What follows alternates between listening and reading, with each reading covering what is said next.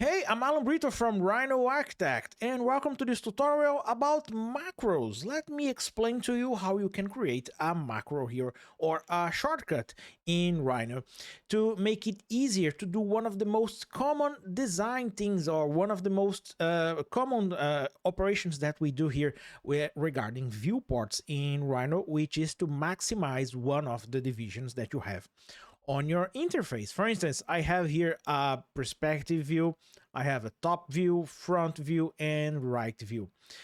What if you want to maximize your perspective? In that case, you can come here, you can select this viewport, you will see it will highlight with a blue background. You can open the viewport layout and press this button here, the maximize restore viewport.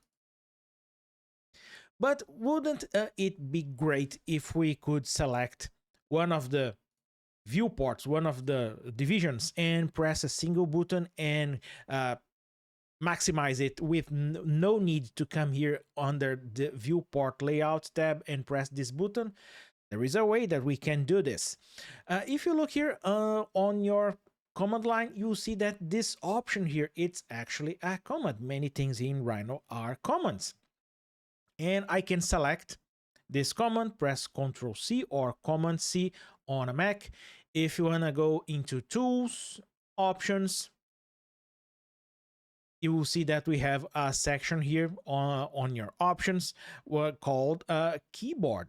And if you scroll down, you'll see that we already have some options here with Control and function keys that will give you a set maximize viewport to top, front, right, or perspective.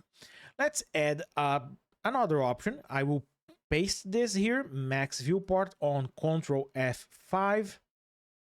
If I hit OK, now if I select perspective, if I press Ctrl F5, it will highlight, it will maximize this viewport. If I press Ctrl F5 again, it will restore. If I select front, Ctrl F5, you can do this for any viewport here in Rhino. And this is a simple tutorial, just a simple tip that I usually recommend for anyone starting with Rhino to personalize or customize your user interface workflow to make it easier for you to work with 3D modeling. So I hope you like this tutorial. Please give me a thumbs up and subscribe to the channel so you don't miss any of the future tutorials. See you next time. Bye.